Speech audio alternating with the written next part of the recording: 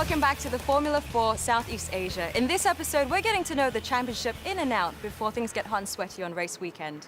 A lot of work goes into the preparation before a brand new season of racing, more so for a brand new championship. For the engineers and technicians, this means getting to know the fine details of a car before the season starts. And for the engineers and technicians, that meant a trip to France to learn how to build and assemble these cars. Ooh la la!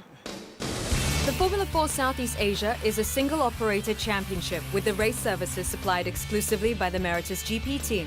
The team is made up of mostly Malaysian engineers and technicians.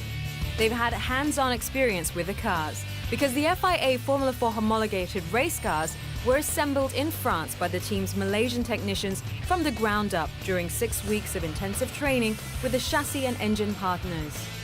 We sent a team to France to actually build all 21 cars. The mechanics were to yet a higher level of technical expertise, put it that way, because we had the ability to go and see the engine builders, computer designers, the composite manufacturers and fabricators and many, many other things. So, I see that when my boys came back, they're definitely more confident than me. They saw the car in the most basic form. They saw the monocoque coming directly from the manufacturer, so just an empty tub, no screws, nothing, not painted or anything. So they had to really, they saw everything from the most basic format, and then working from the build sheets, learning to build the car according to the manufacturer's recommendations. So they got to learn about all the special glues, screws, torquing of everything to build it from scratch. Through the use of local talent, the championship is developing the professional careers in the sport of not only the drivers, but the engineers and technical support as well.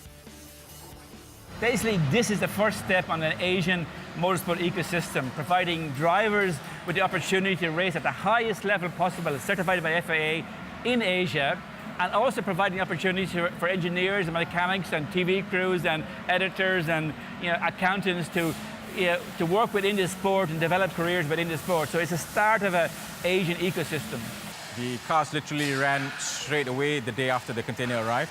So it was a little bit nervous because it's a brand new car. The engine installation that we are the only people in the world to have it, and we're the first people to run it.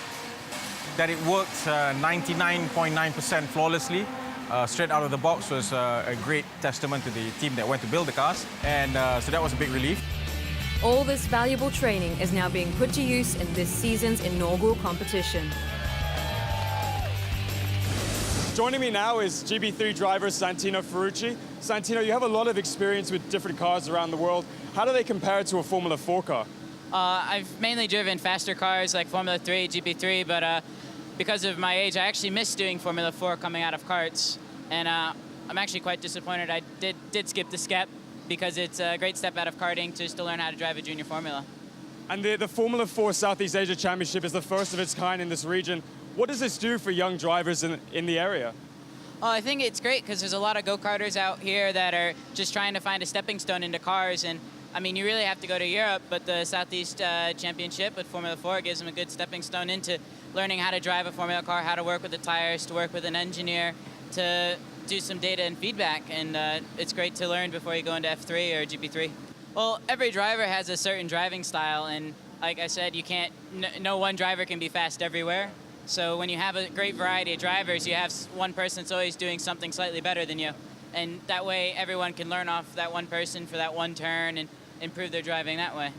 Well, we race GP3 here later this year in October, and I actually have never been on the track before, and considering we only get 45 minutes of practice, which isn't much, I figured we can come out, I can get a chance to drive an F4 car and learn the circuit.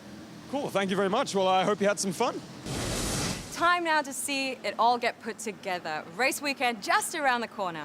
The most important thing at testing is not so much the lap time, but getting a good understanding of the car. The drivers have to get used to the paddle shift gearbox, finding the limit of the car, and getting used to this technical circuit.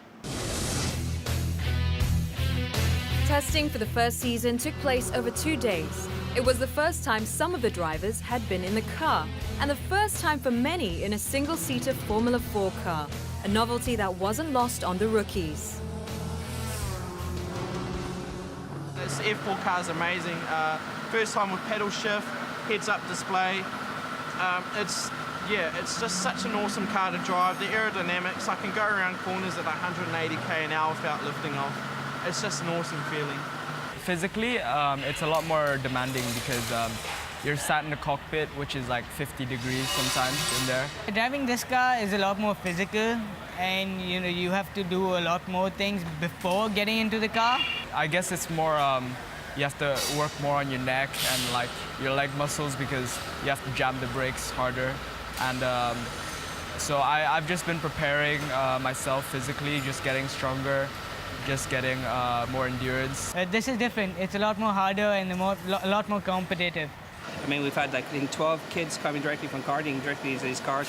It was fun teaching them just to use a clutch so they could learn how to use a clutch and to pull away. It was really funny, you know.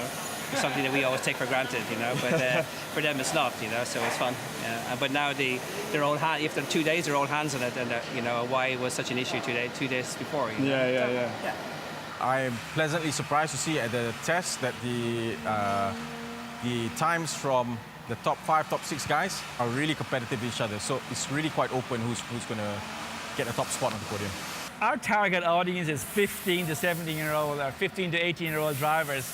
And 95 or 97% of all the drivers racing here this weekend have never started in an FIA Formula 4 car before, or any kind of Formula cars.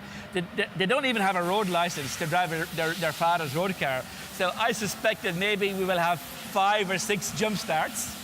I think probably the first race there might be a bit of carnage, but definitely they'll start to calm down and just drive like normal race car drivers. And you know, what a perfect place to do this in Sepang, the sunshine and the blue skies. So it should be a cracker of a day.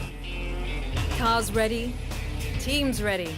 The drivers are ready ahead of the first race of the inaugural Formula 4 Southeast Asia Championship. All to play for. That's it for this week. In the next episode, we get set to see the lights go out on the first race of the season. A brand new championship, a brand new car, and a whole host of young, talented drivers. And racing, don't forget the racing. And we will be here to make sure that you don't miss a thing. Thank you for watching, and we'll see you at the 2016 F4 Southeast Asia Championship. Bye-bye.